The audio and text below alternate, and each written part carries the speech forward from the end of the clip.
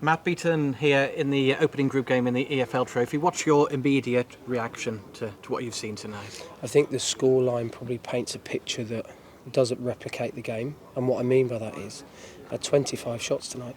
We've hit the target 11 times. Their goalkeeper's made 11 saves. We've missed a penalty. We've had more crosses tonight than we've had all season. The challenge at the beginning of the game for the players was to have more crosses, more final third entries, more shots and more goals. Well, we've hit 2 out of 3 of those, but the most important one we haven't hit tonight. And when we start the game the way we do, I felt that we were in the ascendancy, and we don't score that goal, you're always liable to conceding. I still felt at half time that we would be in a good place, in a good position, because I knew we'd create chances with the players we had on the pitch.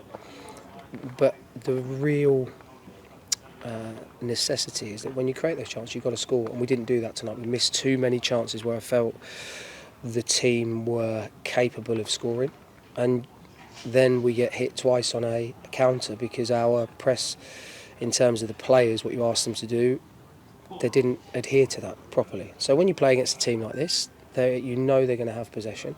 You know that as a football club they play a certain way.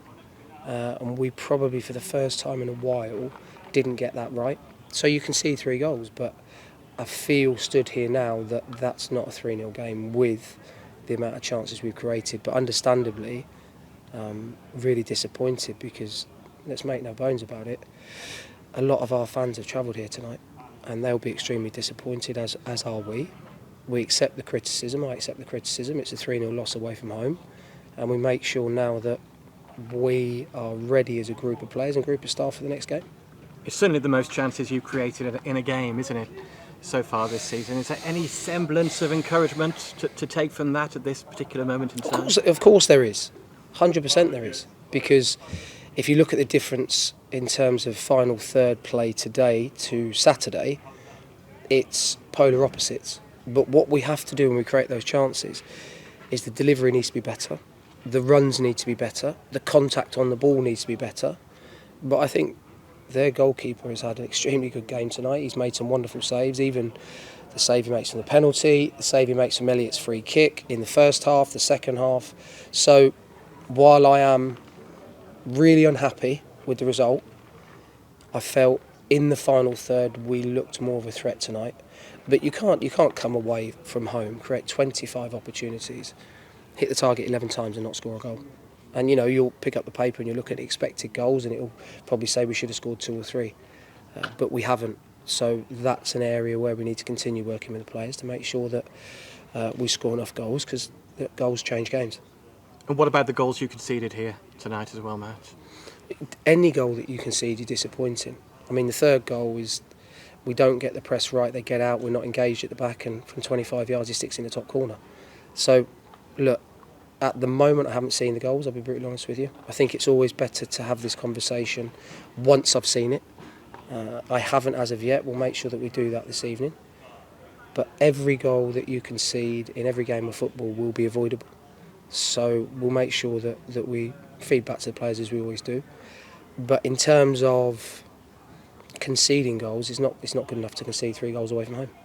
You made 8 changes, but it still looked a very strong side you put out here tonight. Opportunities as well for some players to get minutes that perhaps they haven't had so far this season. Did you have to think long and hard about the composition, the makeup of the side for this one tonight? You always do, and I felt the balance was correct. I think there was 5 starting debuts tonight, so that's positive.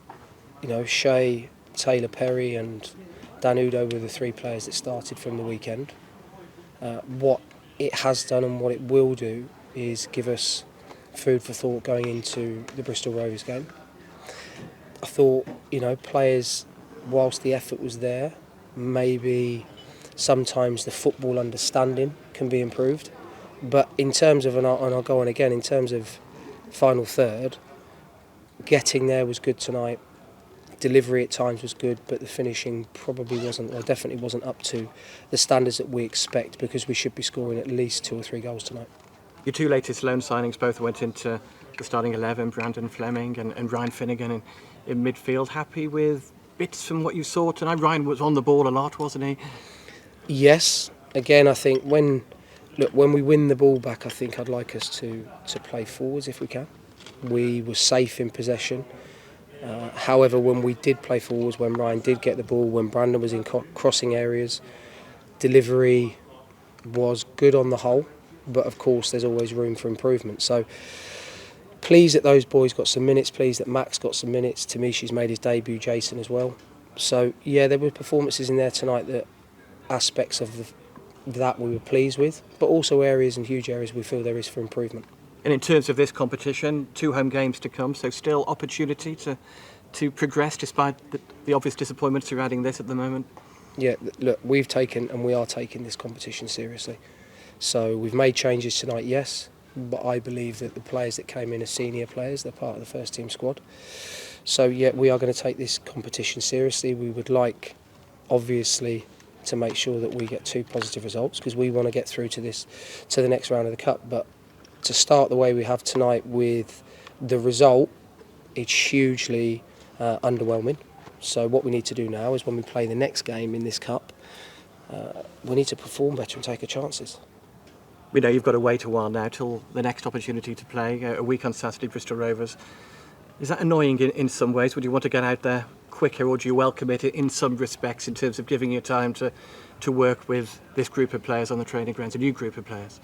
I think the group are becoming better at understanding what we want, but our job as coaches is to reinforce the message every day and the key messages we're giving them.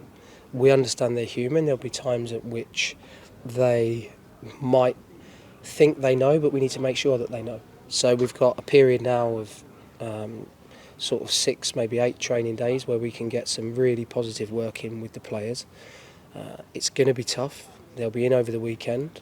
It was in the planner, in the diary, because what we have to do is use the time on the training pitch to give us the best opportunity come the next game against Bristol Rovers. Just finally, news of a departure announced by the football club today. Michael Parker, the young defender who joined the club from Huddersfield, I think it was towards the end of May. Just clear up anything behind that, Michael's departure? No, it was a mutually agreed decision. I think that Michael felt that